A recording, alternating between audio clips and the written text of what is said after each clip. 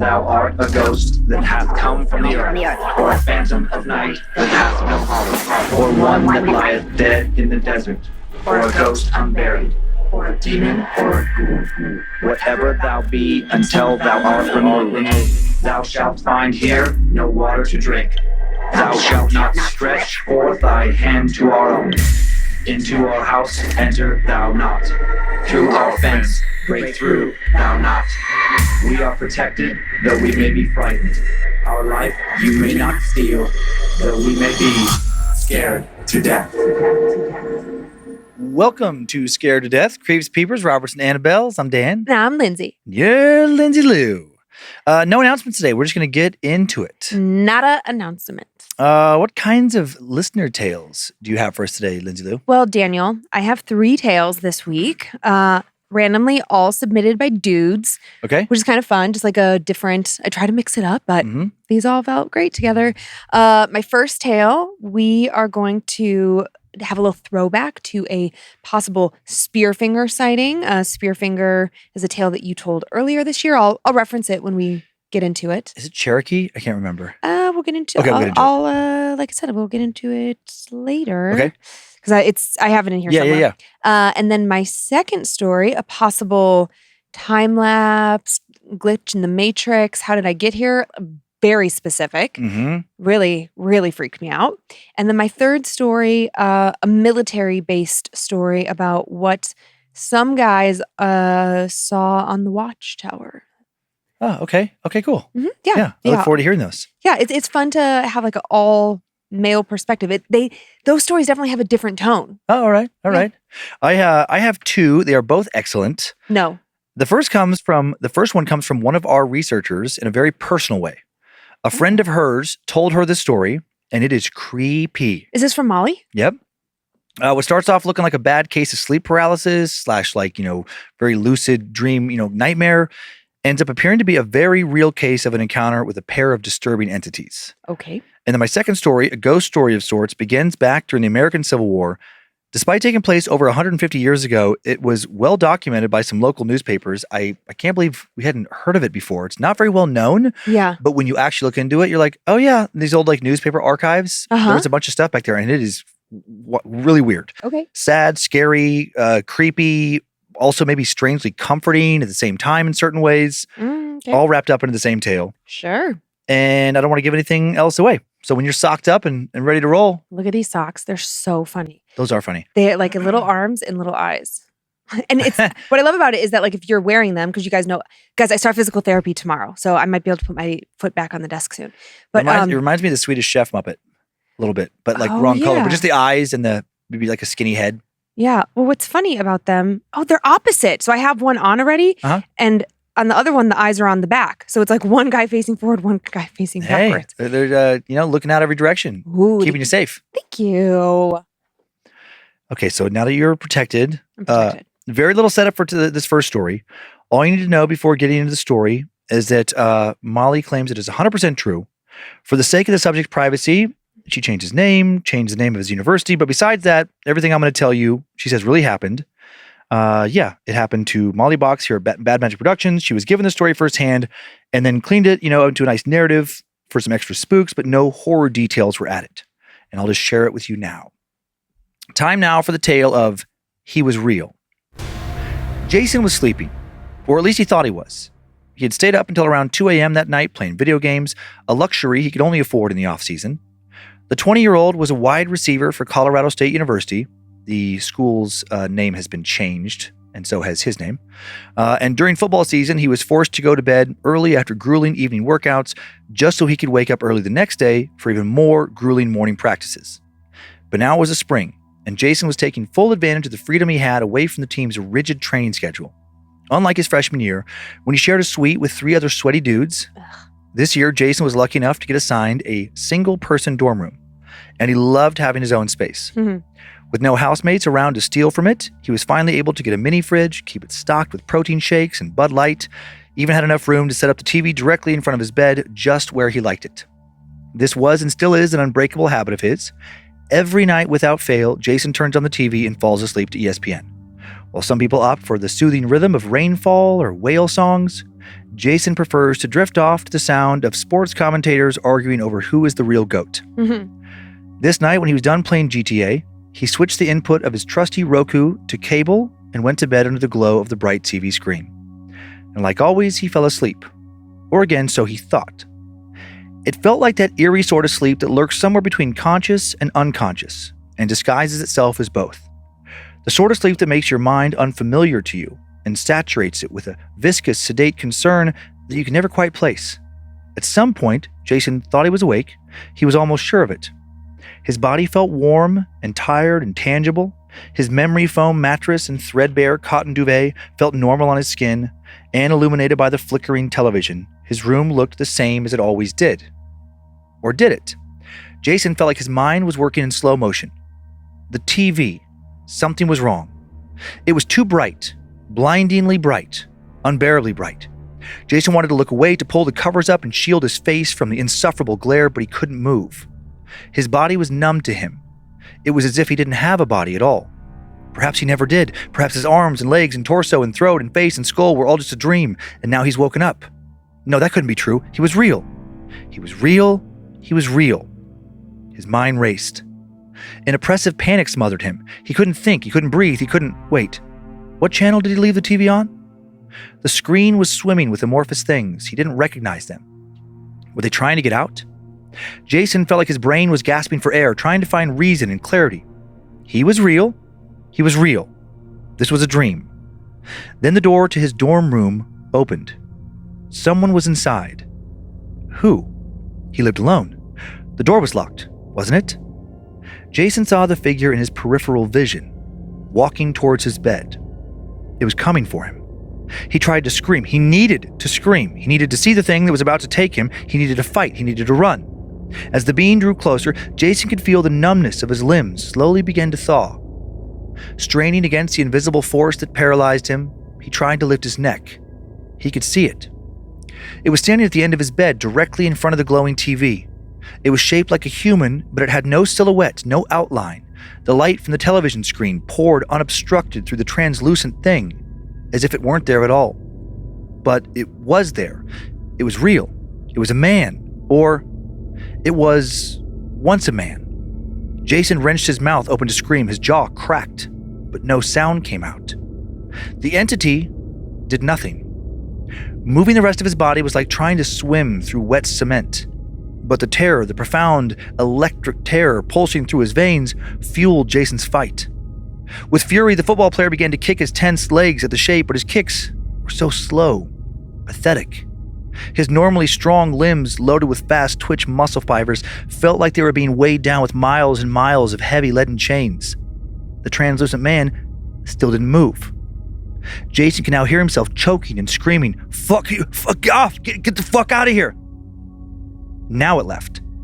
Jason woke up frantic in pitch-black darkness. He was sweating. His heart was racing like he had just finished a workout. His jaw was sore, but he could move. He peeled the covers off his damp skin and stood up. He was in his dorm. The TV was off. That was alarming. He never turned the TV off. He grabbed the remote off the linoleum floor and clicked the button to change the channel. The old Roku immediately lit up with the familiar scene of some basketball player's highlights from the game earlier that evening. Jason stood there in the shadow of his nightmare, in the blaze of his television, surveying the familiar room around him. Everything was in its place. He went over to check the door. It was locked. Jason sighed with relief and returned to his bed.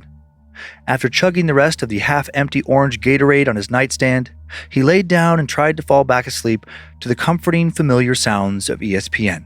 Knock, knock, knock! Jason's eyes shot open. Someone was at the door. Tired anger flared inside of him.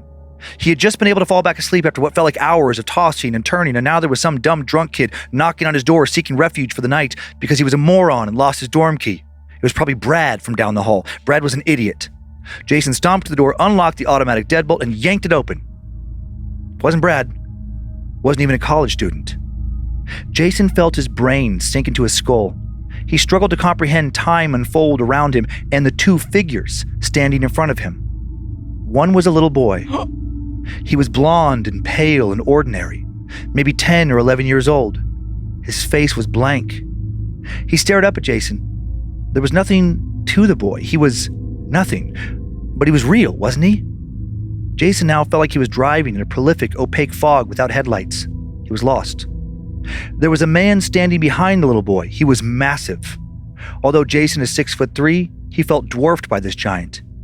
He had dark hair and the burly beard of a lumberjack, and dreadful murky eyes eclipsed under a thick brow. Jason looked at them, then back at his bed. His neck felt like jello as he twisted his head on it.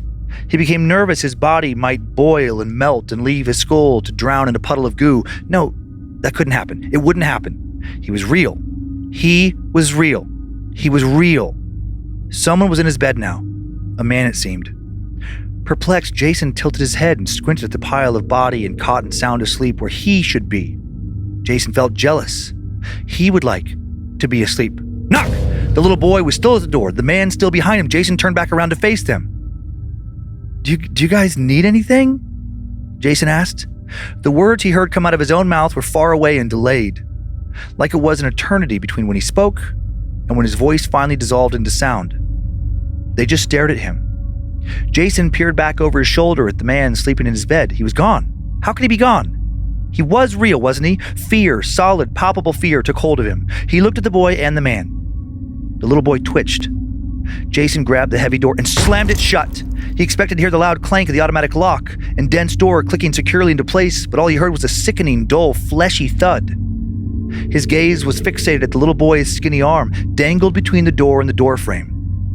Jason stared at it with abject horror. Was he hurt? There was no blood, no bruise, just a bony forearm and a tiny, limp-wristed hand. Perhaps there was never a boy at all, only his limbs.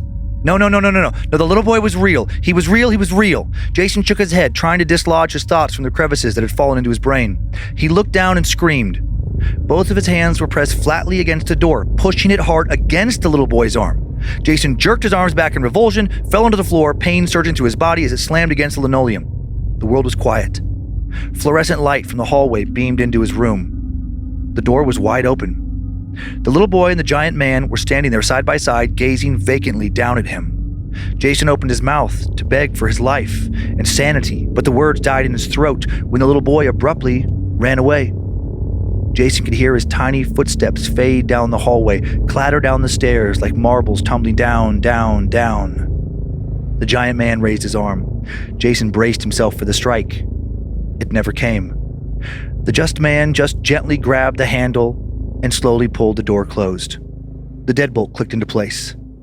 Jason was in complete and utter darkness, save for the silver sliver of light peeking in from the hallway under the door. He could see the shadow of the man's feet there.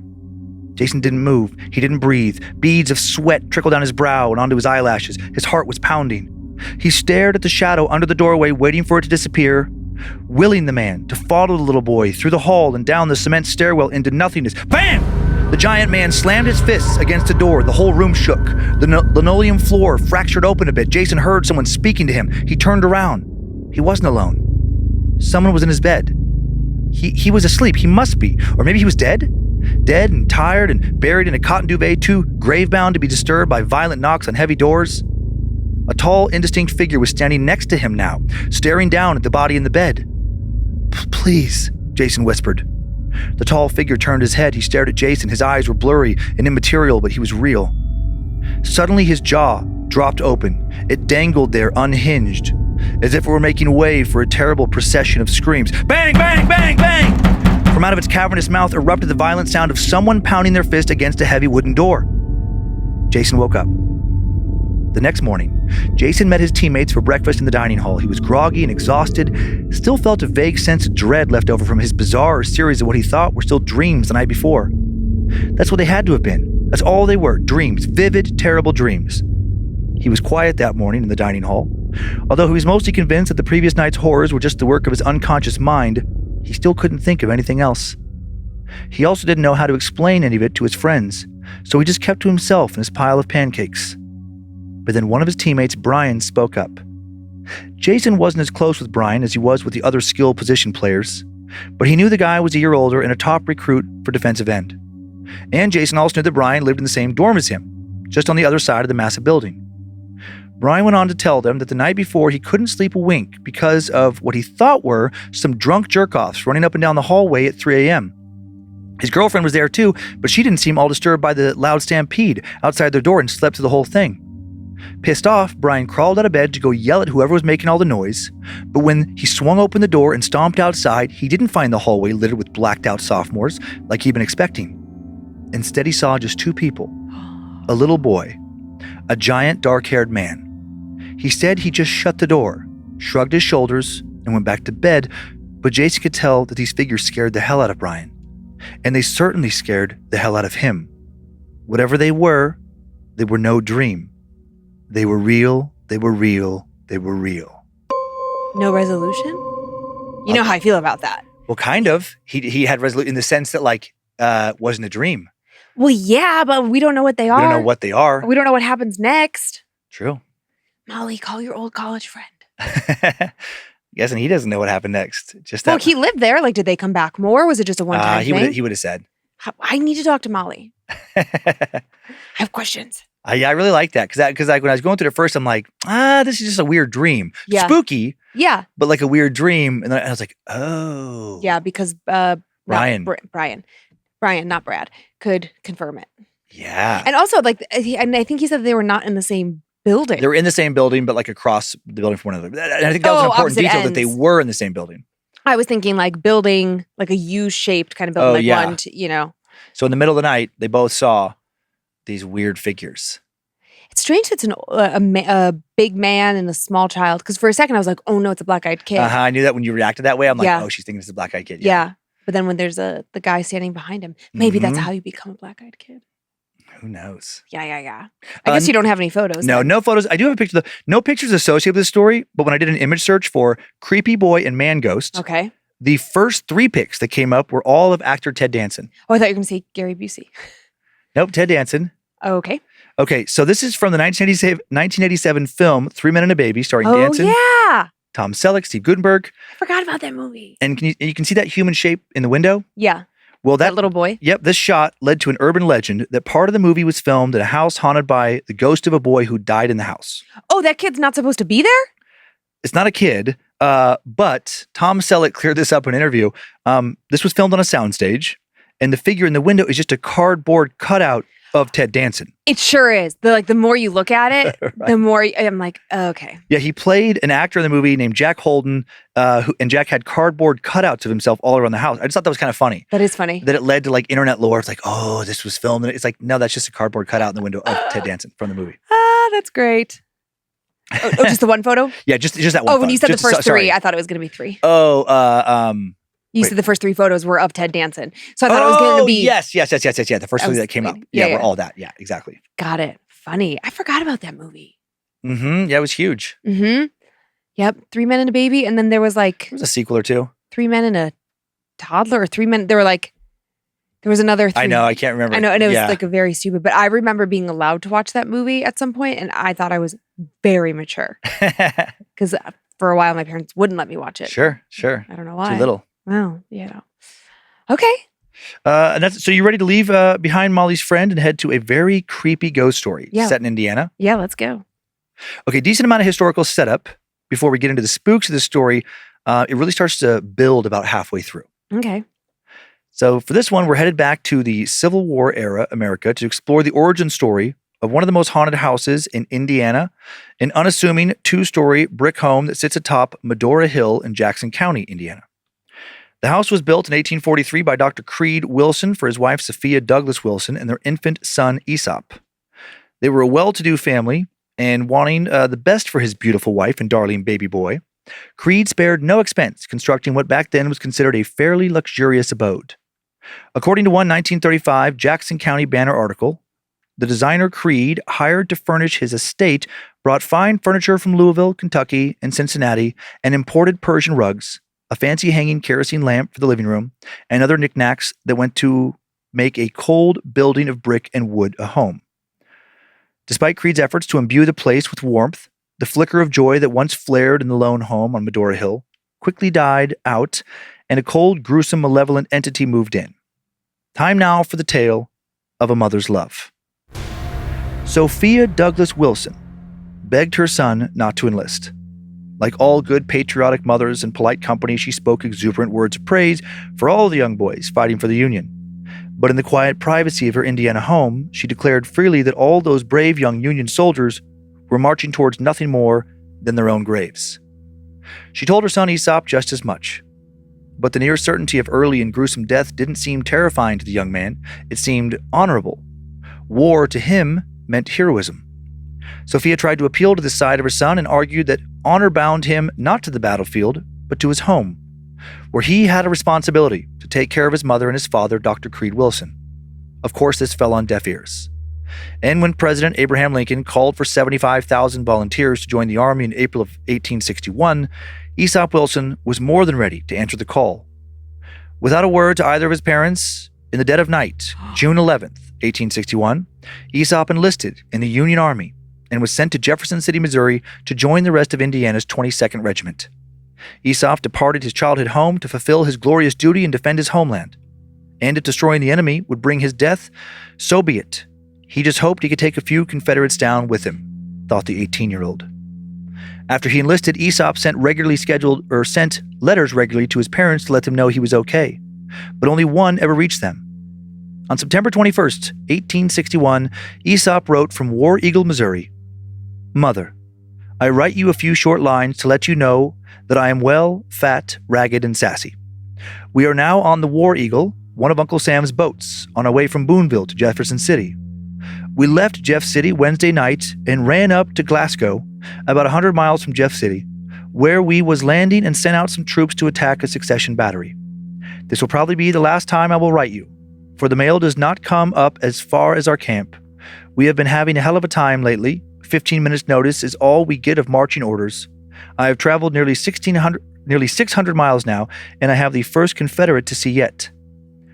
The old boat is running over logs, stumps, and everything else, so we will have to close. Uncle Sam's Aesop." Exactly 1 month later, on October 21st, 1861, he died. Unfortunately, it was not the magnificent death he imagined for himself. He wasn't killed, saving a comrade's life on the battlefront, or struck down by a Confederate bullet, only after striking 10 of their own. No, Aesop's short life came to a far less glamorous end. He died of typhoid fever. By the time his parents were informed of their son's passing in January of 1862, the boy had already been buried somewhere in Missouri. Dr. Creed Wilson was eventually able to get in touch with a relative he knew in the area, who tracked down the boy's body to a Methodist church graveyard in Boonville. The relative, Mr. Gray, then sent a letter to Creed and Sophia. "I found your son's grave," he wrote. "His name is marked on the footboard with a lead pencil. Apply to John Macular, the church's sexton, and there is no doubt that you can find the grave at any time you come to get the body of your son." Though Aesop's parents never came to Missouri themselves, in April of 1862, they had their son's body disinterred and shipped back to Indiana in a metal casket. Dr. Wilson wanted the boy's corpse to be sent straight to their local graveyard, where they could honor him with a proper burial and service. But Sophia refused. She didn't believe the boy in the metal coffin was really her son. She believed, with a fierceness that worried friends and neighbors, that her son was still alive somewhere. There had been some absurd mistake. So she requested the metal coffin be shipped directly to their home. When it finally arrived with commanding certainty, Sophia demanded the undertaker who delivered the casket to open it up. Because he knew she would never consent to the burial until she saw her son's face, Creed told the undertaker to do as his wife asked. Slowly, the metal casket was pried open, revealing a shriveled, decomposing body inside. Though the Civil War did usher in the new practice of embalming bodies, Aesop himself had not been preserved. So instead of waxy and petrified, the boy's corpse looked decayed and ravaged. After all, he had been rotting for 7 months. First in a cheap coffin, haphazardly shoved into the earth, then transported like common cargo in a metal shipping container across state lines, and now once again being exposed to the world of the living for his mother to examine. An odor that made Creed cover his nose erupted from the metal box, but still, Sophia leaned in. She surveyed the body. The muscle flesh detached and dangling from grimy bare bones, the internal tissue visibly soft and mushy, the whole of him a nauseating brownish hue, his stomach oddly bloated and large. The room was silent. She reached down into the metal casket and ran the back of her hand along her son's discolored and deteriorating face. After what felt like hours, she snapped back up and turned to the undertaker. In a calm voice, she told him, "Please go and retrieve some charcoal to be placed in the coffin with my son. And when you return here, Do so with a few other men, as I would like you to then take him upstairs to my sitting room, so we may enjoy this fine afternoon together." The undertaker didn't know what to say. He looked to Creed for guidance, but the doctor seemed just as paralyzed. So, not seeing any other options, he simply nodded and left to go gather some coal. Embalming encased dead bodies by packing charcoal around them is an ancient Egyptian burial technique, and though it was not particularly popular during this period, it also wasn't entirely unheard of. The undertaker did as he promised, and that very afternoon the coal-filled metal coffin, coal-filled, was lugged up the stairs and shimmied into the study where Sophia, calmer than her husband could ever imagine her to be in a situation like this, directed the men where to place it, like she was deciding where to hang a new painting on the walls. When they leaned the coffin upright against the wall next to the window, a sickening thud heard from inside the coffin caused one of the men to mumble under his breath, "Jesus Christ." The sound of her son's decaying body lurching against coal and metal didn't seem to faze Sophia. "Wonderful," she said, her eyes fixed unblinking on the casket. "What a superbly comfortable place for he and I to enjoy this afternoon." The room was silent for a nauseating few minutes while Sophia continued to stare at the death box. None of the men moved. None knew what to say. They wanted to protest, but to what end? What good would it do? They simply watched and waited for the mad woman to do whatever she would do next. To their horror, with her eyes still boring into the casket, her mouth suddenly erupted into an empty grin. Without looking in their direction, she told the undertaker and his men, "Thank you for your help. If you'll excuse us, Aesop and I are in desperate need of some quality mother-son time. You can leave the door unlocked behind you." They were more than happy to oblige and left the woman to her dead son's corpse without another word. Creed had adjourned to the kitchen and into his whiskey bottles as soon as they started hoisting the casket up the stairs and hadn't been seen since. Upon their departure, he stumbled to the base of the stairwell, gripping a nearly empty bottle in his hand. "Sophia!" he yelled. Silence. "Sophia!" he screamed again. "Sophia!" Nothing. Finally, he chucked the bottle onto the floor, bombing the hardwood with 1,000 shards of broken glass, and stomped upstairs. The door to the study was shut. He was boiling over with disgust and grief and fury, and it took all of what little strength he had left not to break it down. Sucking in stale air through his gritted teeth, he gently took a hold of the knob and opened the door. When he saw the scene inside, he let out a whimper. Sophia was sitting in a faded yellow lounge chair facing the window and speaking quiet words in a pleasant voice, as if she was talking to a fellow parishioner at church on Easter Sunday. Her right hand held an empty teacup, and with her left she was softly stroking the metal casket, as if it was the arm of a lover. Creed didn't know if it was seconds or minutes or hours after he walked in, but eventually Sophia peered over her shoulder at him. She was smiling, and he screamed. Her face was sunken, rotted, collapsed in upon itself like a moldy orange, shriveled and sick. Her eyes were jelly, her teeth were black, her grin vile and ripped. She spoke. Her voice was sweet and calm. "Come here, darling," she coaxed. "Our boy has returned a war hero, and this is the greeting you give him." Creed, his mind burning with nothing but fear, began to back into the open doorway. Sophia stood, and while keeping her dissolving eyes on him, she began walking to her cowering husband. Again she spoke, but now it wasn't her voice. "Hey, Pops, I missed you. Don't you want to hear about the front lines?" His son's voice cooed from Sophia's septic and festering mouth, a voice that the mourning father thought he would never hear again.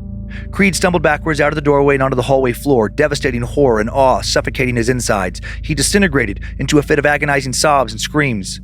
His wife towered above him. "Shh, shh, shh. Everything's going to be all right, my love." Creed slowly raised his head to meet the mad woman's gaze. The decay that riddled her face just moments before was gone. She looked exactly like she had every day since Aesop had enlisted, pale, drained, hollow, but alive. Only now a lifeless grin was speckled onto her fatigued face.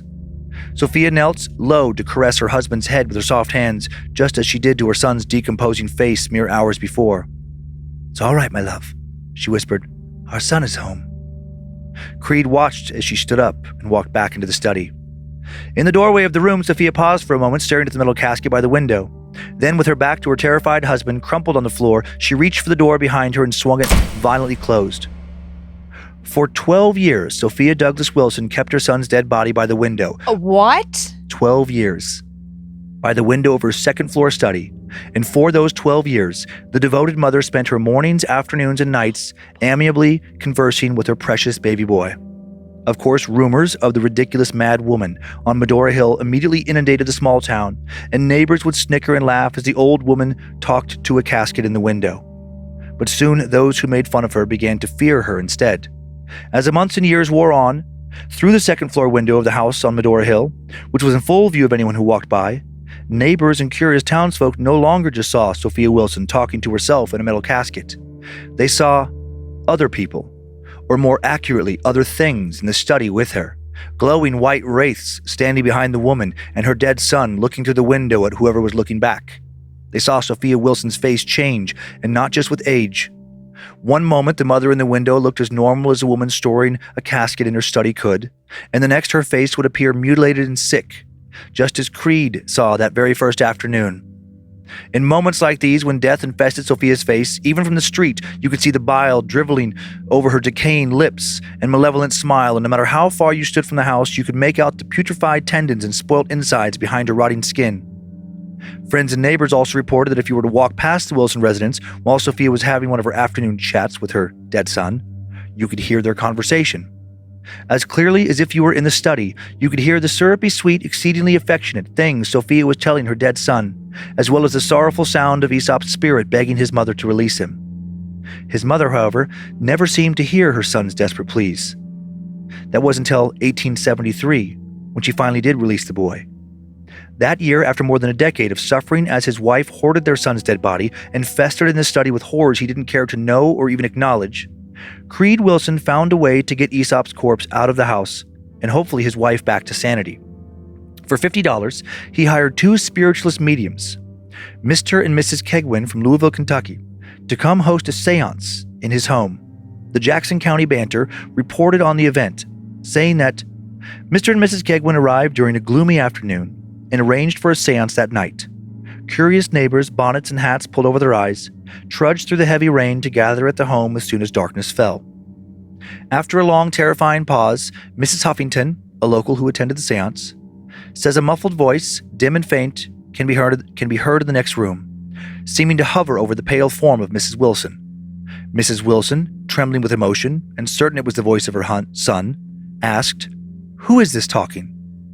"This is Aesop, Mother," replied the voice. "I can barely hear you. Why don't you talk louder?" asked Mrs. Wilson, tears running down her cheeks. "It is damp and rainy outside, and I cannot get nearer," replied the voice.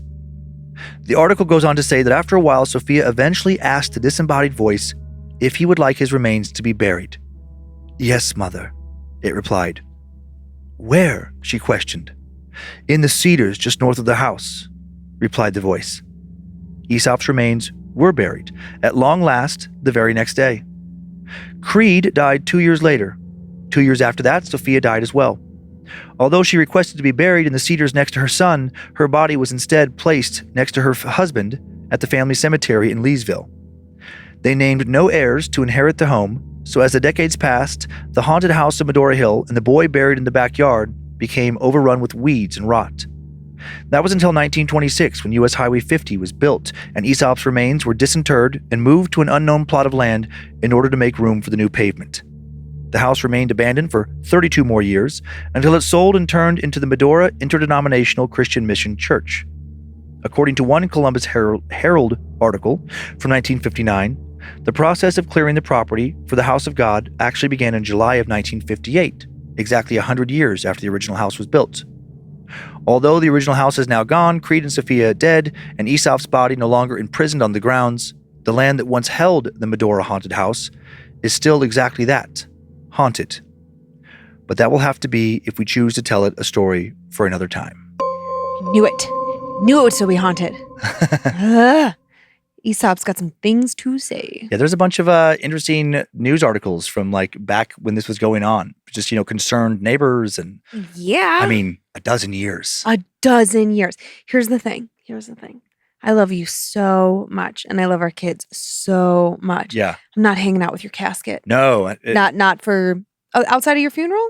Yeah. That's about it, buddy. Yeah. I'll miss you. I'll cry every day. I'll look at pictures of you. Yeah. I'll wear your clothes around the house. I'll be the Mrs. Haversham of Coeur d'Alene, but yeah. Nope.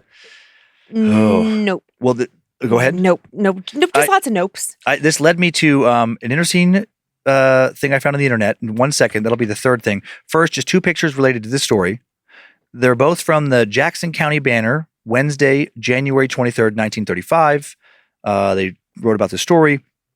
That's a picture of Sophia Douglas Wilson. Okay, just fairly normal, you know. Doesn't look too happy, but a lot of people didn't in pictures back then. She also looks like she has a cleft palate. Oh, yeah, perhaps, yeah. And then this next one, a picture of the Wilson family home on Medora Hill, also published in that same edition. Okay. Just, for the normal house.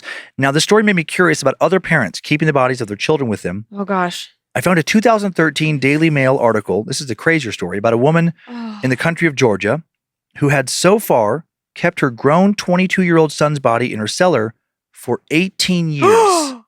18 years. Changing his clothes every year on his birthday. Oh, God, honey. Pickling him in alcohol. Oh, baby. For the first 10 years, she put a fresh alcohol-soaked sheet on his body literally every day. Oh. So that when his son, this is why she did this, when her grandson, his son, was fully grown, he could see what his father looked like as a grown man. She explained he wanted his kid to see him that way. I believe from that point on, the kid started to love his father. She also had a little viewing window in the basement installed so family, friends, and passersby could look in on his remains. Apparently, at least back in 2013, he still looked pretty good for a corpse. She mummified him exceptionally well, even though he had started to decay in recent years. When asked how she learned to do that, she said, "One night I had a dream when a voice told me to treat Joni by rubbing alcohol. So from then on, I've been using wet sheets dipped in alcohol to preserve the body. You must not leave the body without the sheets overnight, as the skin will turn black as charcoal." She added, "For 10 years, I had been changing his clothes on his birthday. Over the past 4 years, I was unable to do so." She added, "He was a good man, a good husband, not the way he is now, of course." Yeah. Starting in 2009, Joni, whose cause of death is unknown, finally began to decompose since illness prevented his mother from giving him daily care. She said, "I was sick lately and could not tend to his body. That had an effect on him. My son is handsome. When I use the sheets, his skin will be white again and everything will be normal." Okay. Wow, she went mad with grief. Well, I was just going to say, mad with grief. Now, okay, I watched my aunt bury her son. Yeah. And I mean, it was a tragic accident in our family. It was yeah. so terrible, so awful. And I was in the 4th grade. So about what? 11? 11? 4th 11, grade. 12, No, I think younger, 10 or maybe 11. 10 or, 10 or Yeah. 11. And it's just, it is. Maybe even 9, yeah. Well, I was thinking 10, 11. No, I was 10. Okay. I was 10. Mad with grief is exactly the phrase. And it was, devastating to watch her. I mean, obviously the loss was so sad, but like it was almost worse watching her. And the last day of the wake, she tried to crawl in the casket with him. I mean, it was so awful. So while I can't understand, I can certainly sympathize with what could happen. Now let's move on to like a different angle. Is that legal? Like, can you just have a dead body? I guess in the country of Georgia, wherever she lived, I mean, you couldn't do that here, could you? No, I don't think you could. I know it's not abuse. I know she's caring for the corpse, but it's like, I think there's desecration of a corpse. There are like these random, there are like, you can't, so itchy. the short answer. I just can't remember the name of the charges, but no, you can't just legally keep corpses in your home. Man. And I think those laws go back to like health reasons. Well, yeah, it's not clean, sanitary. Yeah. The smell, I imagine disease eventually, like just from the rotting. And like you said, the smell. I mean, it's like if your neighbor, I mean, just imagine if it was legal and you're living in an apartment building. Oh my God. And the people in the unit above you have like 2 dead bodies in their house. Or just one. One's enough. Uh-huh. I don't know why it had to be 2. Well, I was thinking even more stink. Yeah. Man. And there's just that dedication. So it's like, is she getting up in the morning, putting this like alcohol soaked sheet on him and then just going inside, taking a shower, going to work? There's no way. No, she lost her mind. She lost her mind. And then what a strange thing. Like I wanted my grandson to see him. It's like, what year was this? I think we have pictures. Yeah, it was 2013 that the article came out. Right. And he had been like that for 12 years. I can pull it back So up. it was like 2001. Or whatever I said before. So it's like, I mean, we had cameras. We didn't have cell phone, like we didn't have iPhones, but like, my God. Yeah, I think it was longer than, because the first one was 12 years. Oh, 18 years. Yeah. But even still, we're not talking about like a time when photographs didn't exist. So as to say, Yeah, 18 years. Yeah. Yeah. So as to say, like, she would have had photographs of her son. She didn't need their, I mean, I know she's just mad with grief. Yeah, It doesn't none make of sense. it There's nothing is gonna- logical, but exactly. like, my God. And You it's know, like, where's the rest of the family to be like, honey, well, and she says she's like doing this for her grandson. I'm like, that's no. that's so creepy. So traumatizing. Oh my God. Mm-hmm. You're not watching The Chancellor, but there is a strange scenario about a dead body in The Chancellor. And that's all I could think while you were telling. I was like, oh my God, Daddy. Yeah, Monroe and I are watching just really quick From, Oh, yeah. and we're only 5 episodes in, but we both really like it. I've been catching bits and pieces of it Yeah, that's just right. because I've been in the kitchen, like putting dishes away and whatnot. Yeah. And I've been picked up on some things, and it feels like The Leftovers with like, Oh, yeah, it yeah. has like a horror. certain, Mhm. like a sci-fi horror. Yep. Yeah, what I've caught is really good. Yeah, yeah. I like. Kate and I started that on your recommendation. And Oh, we're nice. liking Do you as like well. it? Yeah. Cool. Yeah, yeah. It's interesting. Yeah, interesting mystery. I do. I prefer that kind of horror. Mm-hmm. And it has some good like jump scare horror thrown in as well. Definitely. Yeah. But I prefer that, like, More cerebral or. yeah. I like it when there's like a better plot line, and Yeah. I mean, I'll watch it like a slasher, but that doesn't scare me. I'm just like, okay, whatever. Yeah. Not really. It doesn't do anything for me. Yeah, this one has a good mix of different like horror elements where, yeah, it is like more cerebral and just like what's going on and like, you know, just like some creepy moments. Yeah. And then mixed in with almost more like a, not zombie, but like like kinda Walking body Dead horror. vibes. Yeah, like Yeah. a slasher kind of horror. Yeah. Yeah. No, It can be gory in moments. yeah, but not overdone. There's a couple scenes you have, Oh. where it can get real gory. Okay. Well, what I saw, I was like, okay, Yeah. tastefully done. Yeah. All right, sir. Are you ready to get cozy with I'm the ready. Layla? Oh, okay, Red Layla. Yeah. I see Crochetla laying over there, and I feel like she's face down, and I just She is. she is not She was happy napping. about that. She was napping. She likes to nap on her back. Mm-hmm. I don't know if you Oh, know that. okay. Yeah, she doesn't like to be face down. Okay, great. It's hard for her to breathe. Yeah, that makes sense. You know, because I like to give feelings to inanimate objects.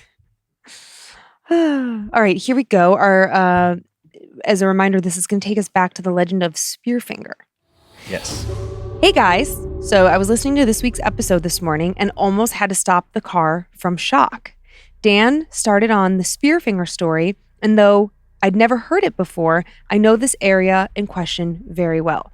So Spearfinger episode, for those of you listening, you can go back to the February 6th episode, Do You Believe Now? Which has been like a new fan favorite from the fan story, Do You Believe Now? Yeah. And the Spearfinger legend is a figure from Cherokee folklore. Okay, so what's Cherokee? Okay, I thought so, but yeah. Yeah. Okay. So the area is Nantahala and the Fontana Lake area, situated along historic Route 28, better known as Moonshiner 28, which then connects to Highway 192, better known as the Tail of the Dragon, further up the road at Deals Gap, North Carolina. This area backs up to the Smoky Mountain National Park. These roads are super popular amongst sports car owners and motorcycle riders, as they offer some of the best driving roads in the entire country. The area is also known for several deaths every year of motorcycle riders who meet their unfortunate fate on those very turns. Enter my story. We go to the area several times a year with our race cars, Corvettes, Porsches, etc. We spend days up in the mountains just running up and down these roads, driving spiritedly, and enjoying the natural beauty of the area. Last fall, I went down a few days early to check a few more roads off the bucket list that we wouldn't have time to get into later that week. My first day there, it was getting late, and I had some ground to cover to get to where I was staying the night in Tellico Plains before meeting friends in the morning. I had been north, near Oak Ridge, Tennessee, driving some roads on what they called the Devil's Triangle. Quickest way would have been the highway, but despite the fact I'd been crammed in a Corvette for 8 long hours, I figured I was there to drive, so why not make a pass through the Dragon and out the Skyway for a pretty evening drive with some fun corners. I got to the Dragon at about 6:15. It was late enough, most of the riffraff was gone, and I knew it was going to be a good, clean run. I came up on a Porsche 911 with local tags, and I knew he was about to let it rip too. We start rolling through the churns pretty good. I was keeping up, but just barely, when suddenly we come around this particularly hard switchback and I saw the Porsche stuff the brakes. I caught a glimpse of what I can only describe as a black blob barreling down the hill towards the Tennessee River.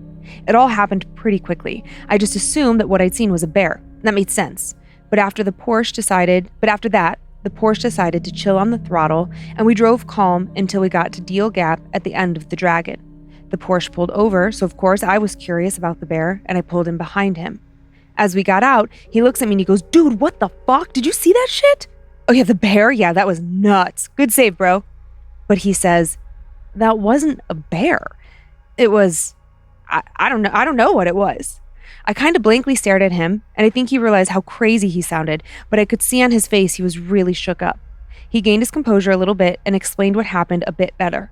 What he saw was what appeared to be some sort of humanoid figure that ran out in front of him, proceeded to scream at him, and then rolled into a ball and down the hill. I verified that I too saw the black blob rolling, but it looked like a bear to me. The car wasn't hit whatsoever, and it didn't make any contact, but I decided to go back up anyways to see if I could see anything. Nothing at all. No fur, no skid marks, just an empty road that was way too quiet for a place that's normally filled with the chaotic screams of sports bikes and race cars. I decided to get the fuck out. My ride to Tellico was slow, and I didn't think much of it, just wrote it off as the guy not knowing what he saw. But then I heard Dan's story, and it popped back into my head. Was it a bear? Did this guy see some sort of cryptid, or hell, maybe even Spearfinger? I don't know, but at any rate, I'm not sure I want to wander out there late at night again. It's freaky enough with no cell service on a road that claims lives every year, but add a paranormal factor into that, and nope, I'll stick to the daytime runs with a crew of people. Interesting. God, just like bringing up cryptid, Jamie Jean, our friend, the story I told you the last week or the week before about it was in Alabama. Highway 5? And the girl who sort of hitchhiking walking back after prom or whatever like that. And then he was talking about, he's like, you got to look into, and I'd have to grab my phone, but it's there was another popular story. He'd heard that story about the girl Highway 5. Jamie is from Alabama. But it's a commonly, reported thing out there, as with some cryptid. And then I looked into that cryptid. It's just crazy how many little, not even regional. It could be local to a county or a town or whatever, but just all these legends of creatures that look a little bit like a bear or look a little bit like a mountain lion, but not really, or like a man crossed with a bear or whatever. Yeah, it's interesting stuff. Yeah. I always think skinwalker when it's a combo of animal human, but I don't know. Yeah. Yeah. But I like that. I just imagine this crew of friends that goes cruising their cars, racing, whatever. It's that's the last thing you'd expect to see. And quite frankly, one of the last things you'd want to see. Yeah. Because fucking swerve. That's really, really scary. Yeah. Yeah. Yeah. Good story. I liked it as well. You ready? I am. Okay, let's go. Hello, Dan and Lynze. Been a fan for a hot minute listening to Time Suck and Scared to Death. Thank you. Starting with the opioid suck back in 22. Oh, yeah. This story is less of a get the fuck out and more of a what in the colorful fuck just happened. Back in 2021, my family took a road trip to New Mexico. I was road tripping a day behind them because I had school. I have this thing with road trips where I refuse to go on highways because I like to take in the scenery. This means my trip was 13 hours from Pittsburgh, Texas to Cloudcroft, New Mexico. I'd been driving for about 6 hours, and my fuel light had been on for a questionably long time. I started scanning the roadside signs for a nearby gas station. On a stretch of Highway 380 between Claremont and Post, Texas, I rolled into some thick fog suddenly and was barely able to see more than a few feet in front of me. I saw lights emitting off of a structure, and as I drove closer, I could see a sign with a big red star, Texaco. This one is weirdly old school, retro looking, but that's not out of place for the middle of nowhere. I pull up to the pump, and as I'm about to hop out, some dude scares the crap out of me. He stuck his head through my window. "What can I do for you, sir?" Cigar hanging out of his mouth in that upbeat customer service kind of tone. I'm utterly confused. In the state of Texas, self-service pumps are the norm. "I ain't never seen one of these things before. Must be one of them late models. You want the expensive stuff, I'm guessing," the guy chirps. Yeah, sure. The expensive stuff," for my 22-year-old Toyota. He jumps to the back of the truck and pulls out a nozzle from the pump labeled unleaded. He's back to my window. "Want me to look under the hood for you?" In that same customer service tone. "Sure, I guess," I muttered despite being very unsure.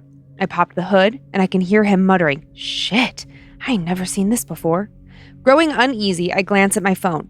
It's dead, despite the 70% battery I had not too long ago. "Excuse me, sir." The guy is back at my window.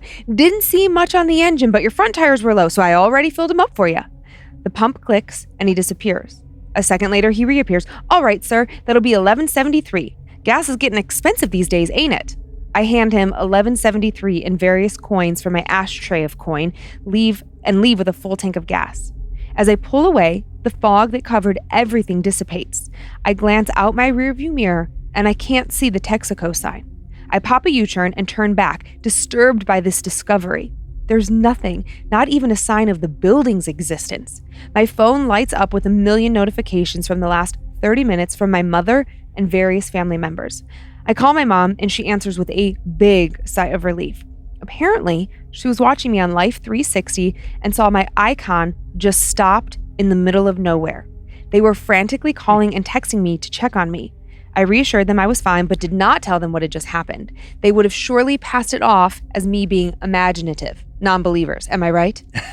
I, too, would also say it was just my imagination, but every second of it felt so real. From the greasy gas station smells to the humid feeling of really thick fog to that guy's cigar breath. And that full tank of gas I got for $12 was definitely real. It got me to Cloudcroft in the end. I told my grandpa, who has driven nearly every square inch of the state highways of Texas. He told me of his own similar experience back in the 80s. Apparently, random spots in the middle of nowhere, Texas do be like that sometimes. Felt like I was talking to Monroe. I know, yeah. Do be like that. That's interesting about the gas. Uh-huh. It's like a very real, it reminds me of that fan story of the hotel. Yes. I love that. Yeah. Mm-hmm. Yep. That was a great story. And then they like come back and the hotel's just gone. It was never there. But they no had one the remembers receipt. It. Right. Not only do they have the memories of being there, the two of them, yeah, but an actual receipt. I know. That's like sorry. Go ahead. Like some kind of like space-time dimensional slippage. Yeah. Like you slip into like a parallel universe. I mean, we were just talking about that show From. Mm-hmm. It reminded me of a little bit of that too. Oh, there's some of that in that show? Well, I don't want to like spoil it from people, but just this concept of you're in this world and then you're driving along and then you go to a place that like nobody else knows about that shouldn't be there, but you're there. Yeah. Yeah. God, it was just so terrifying. This poor person, I mean, he was alone. I'm like, that would scare the shit out of me.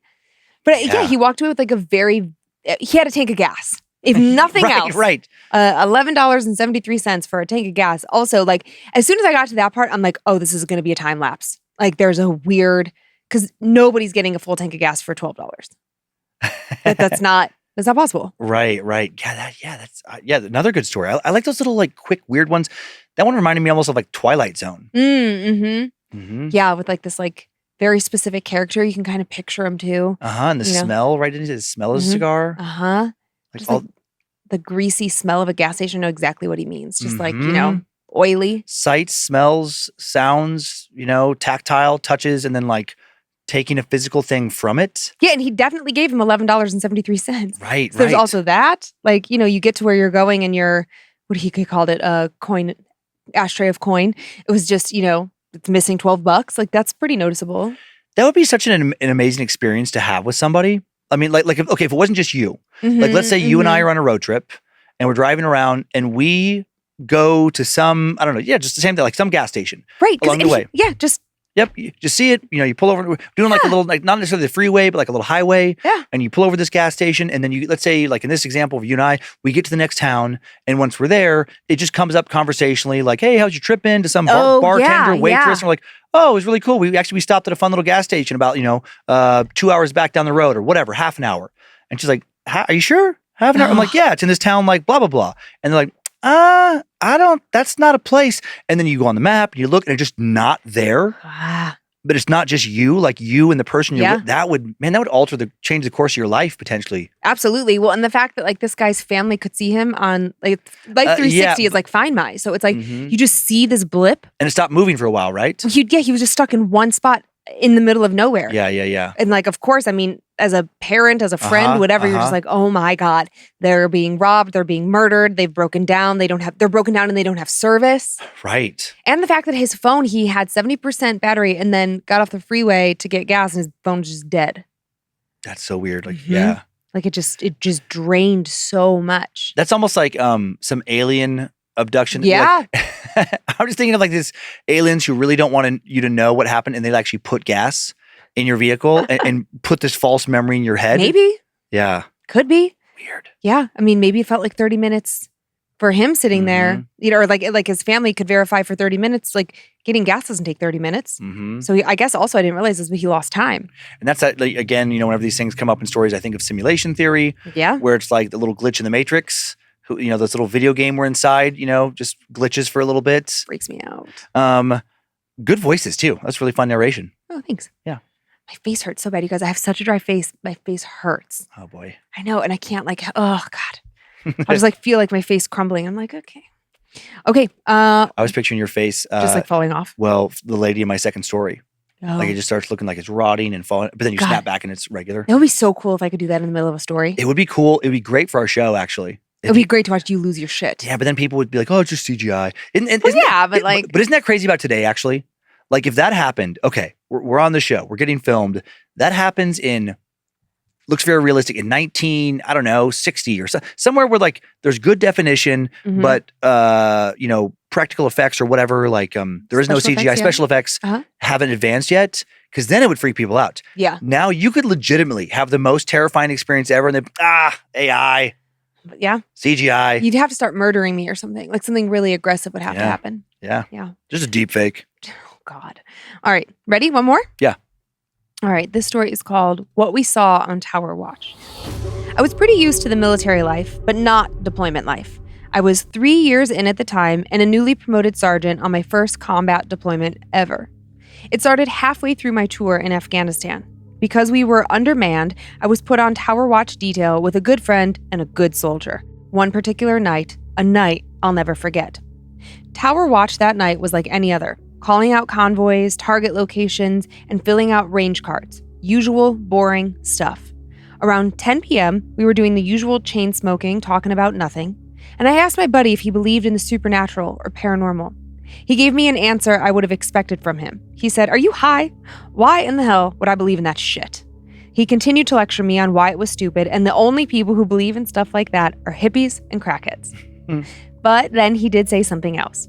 Look, I don't believe in demons, ghosts, but evil and demons are the shit we humans do and then blame on evil beings and doings. It's a cop-out to not take accountability of your own shit. You understand? I thought it was a pretty fair statement. Time passed and I was updating our range card when we heard a high-pitched noise. "We got movement along the wall," my buddy said. I could make out two figures. Grabbing my night vision goggles, I focused on the figures through the scope. Everything was lit up around them, but the figures only grew darker. I swear the figures were kids, but something was not right. They were running back and forth as if they were playing tag. "We got two along the wall, Tango 3, my partner calls into the hand mic. He then screams from the tower at the figures, "Hey, you!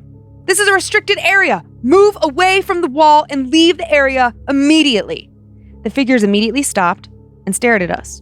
Now hearing the frustration in his voice and a little bit of uneasiness, my buddy calls out again, "Hey, you! Get the fuck out of here! I'm not playing around!" And just like that, the figures completely vanished. Moments passed, and just as things seemed to calm down, we heard that same high-pitched tone again. And we got a call on the radio, but when we called back, all we could hear was uncontrollable laughter saying, "I made it past the wall." Immediately, we panicked. We hailed the next tower asking if they'd seen anything, but they gave us an annoyed response. "Tango 3, why the hell would anyone be out there? That's a negative." A little short-lived relief comes and goes as another call on the radio comes through with the same laughter. "I made it to your tower," the voice says. We raced to the weapons rack. We hailed the other tower saying, "Shine the light at the base of Tango 3, now." I stood watch at the hatch. The radio called out, "Tango 3, what the hell are we looking for? We might have two unauthorized at the base of Tango 3. As we were waiting for a response from the other tower, we heard something that to this day still rattles me. No more laughter, just a low, deep voice. "I'm in the tower with you now." I raised my weapon to scan the room, only seeing my partner. I didn't dare lower my weapon. There were two figures outside our tower with no facial features, just laughing at us as they dissipated into nothing. Needless to say, the rest of that shift, we were wide awake. Our watch leader scolded us at the end of our shift. He thought we'd made it all up. As soon as we were relieved of our watch, we made our walk back to our tent for rest. A few hours rolled by when we heard incoming sirens and the intercom notifying us of incoming fire. After everything cooled down, we were notified that the tower we had just pulled our shift in was hit by indirect mortar fire and collapsed. 2 service members were killed that day. Whoa. Isn't that wild? Mm-hmm. My brain went to such a crazy place when there was the 2 figures that had no facial features that called out and then disappeared. Uh-huh. And then just because we had just talked about simulation theory, this crazy concept floated in my brain where it's like, okay, like Westworld, the first 2 seasons. Yeah. God, I love that show. I know. Yeah, the first season's so good.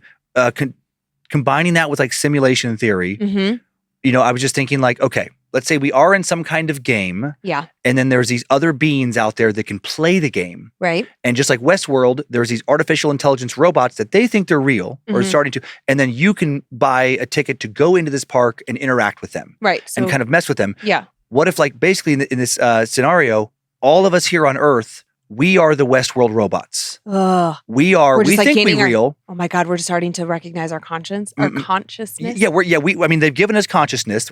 But then somebody can play the game and they can be a little ghost and fuck with us. Oh, interesting. They can make us think we're seeing aliens. They can oh my God, change events in the world and just mess with us for their amusement. Well, that would explain a lot of things in my life. And those little 2 beans that like faded away, to me, like they were the people who had chosen to play the game and were just like messing with the person the fan who sent in the story. I don't know. Military stories always really freak me out. And I feel as though the vast majority of military stories, if not all of them, have come from Afghanistan. I know. I was just thinking that, and actually there's ones that Sarah Finch had researched that I haven't like shared yet. Yeah. But when you start to like poke around, there are a ton of U.S. military members seeing weird shit, paranormal entities in Afghanistan. Like lots and lots of those stories. Well, does the jinn come up from Afghanistan? It comes from the Middle East. That part of the world, yeah, absolutely. Yeah. I mean, it comes from Islam. Okay, yeah. Yeah, I mean, it's just, what I like about, I use that word lightly, what makes it fascinating to me is American soldiers, just Americans in foreign lands. They don't necessarily know, like here we're like looking for like Slender Men or you wouldn't know what the local things were. Exactly. It's like you don't know what a djinn is. You don't know what their creatures are. So you seeing something is almost more authentic because it's probably something you've never thought of, you've never seen, you've never heard of, unless you're particularly into horror and the folklore, like worldly folklore. So I don't know, it just gives it some more credence, I guess. That's the programmers. They program different entities for different parts of the world. We know what your next nightmare fuel is going to be all about. Who knows? One of them, yeah. But yeah, I really liked all those stories. They were all similar but different. Me too. Yeah. Yeah. That was a packed episode. We did it. That felt like it's a lot in an hour there, a lot of horror. Well, listen, we do like listen to the reviews and, the request is to keep the chit chat to the end. It's like, everyone likes a little, what I've gathered is 99% of you enjoy a tiny little breather in between. It's a good place to pause, right? Like if you're going to work, or it's a good place to just, totally drop off and pick back up. Like a palate cleanser. Yeah. And just like a little, if you need a palate cleanser, but like mostly they're here for the horror. Totally. And the bonus episodes give us a lot of space to talk freely and for longer bits. And then to talk at the end of the show. Because if you don't want it, you can skip it. Yeah. But it's if you're just here for the horror, we get it. You hear a story. And then if we talk, I guess there was an episode, sorry about this. We talked for something like 17 minutes in between stories. And we must have gone off on a tangent. Yeah, that must have been a rare one. It was super rare, but a valid complaint. Yeah. I was like, I'd be annoyed too. And, so it's like you're skipping forward. And then like, if you enter a story.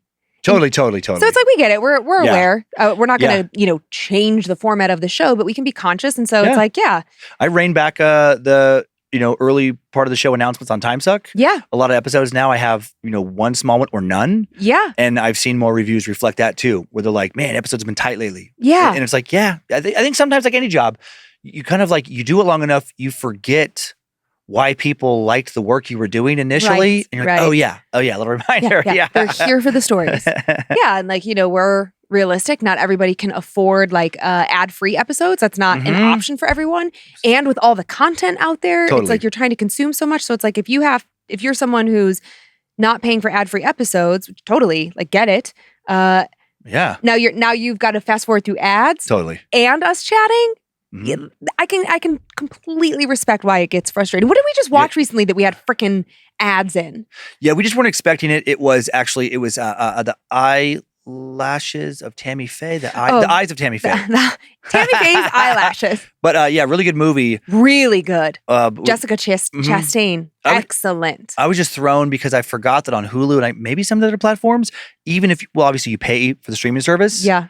And then you get used to like no commercials because you're paying. Mm-hmm. And then every once in a while, the rights they have with some movie Yes. is that they also still have to have ads. You're like, oh, that's right. Yeah. Yeah. So, but for me, it was a good reminder of like, oh yeah, it's annoying. Yeah.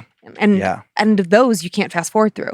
They're sort of like those Mhm. ads that pop up when you're watching something on YouTube. Those like Oh, yeah. 15 or 30-second ads that you have to wait till it gets to a certain point before you can fast forward through. So yeah, thank you always for like the respectful feedback. Yeah, totally. It helps like- us. We want the show to be good so we can keep doing it. Totally. And when you're a dick, that's not like Mhm. that's not constructive criticism. That's not helpful in any way. Yeah, But everyone- like when you send an email of like, "Hey, I enjoy the show. Did you know on this episode you talked for 17 minutes?" Fair. I went back and I emailed him. I was like, Whoops. sorry about that. But like that's fixable, Yeah. And you want to fix it, Yeah. right? It's like any relationship. You're like, yeah, when you come to me with kindness, I want to work on it. When you just Yeah. accuse me of being a dick, I don't fuck you. You're Mhm, reactionary. So, all right, do you want to do some shout outs? I would love to. Go, bro. I would like to thank the following Annabelles for supporting what we do here and keeping this train on the tracks. Yes. Brittany Kalino. Yeah, there we go. Brittany Kalino. Junie Libby. Alexandra Padilla. Garrett Tremea. Eric Fote.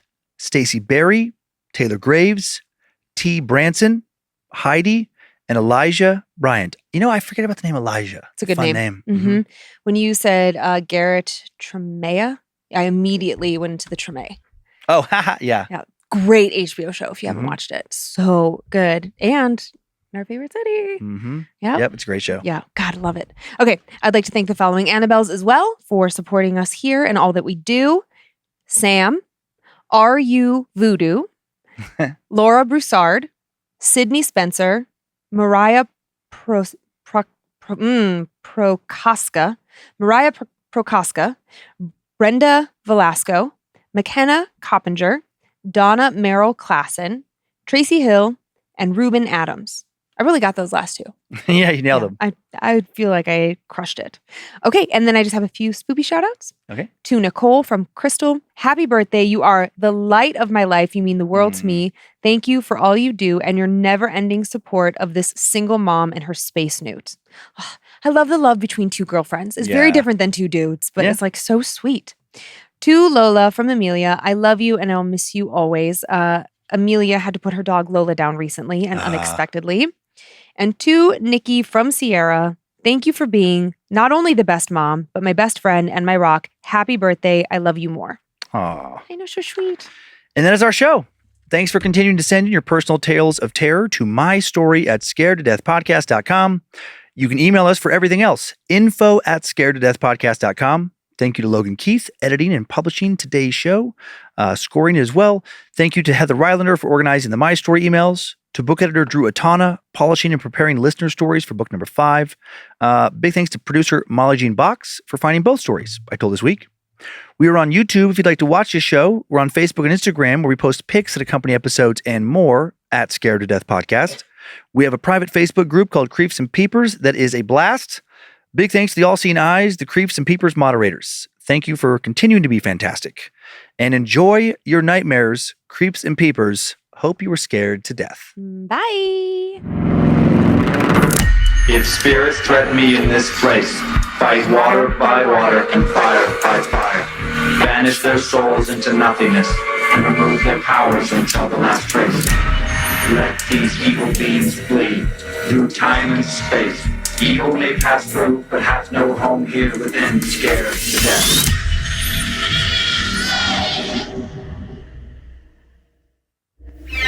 Magic Productions. AI, But yeah, CGI. you'd have to start murdering me or something. Like something really aggressive would have to Yeah. happen. Yeah. Yeah. Just a deep fake.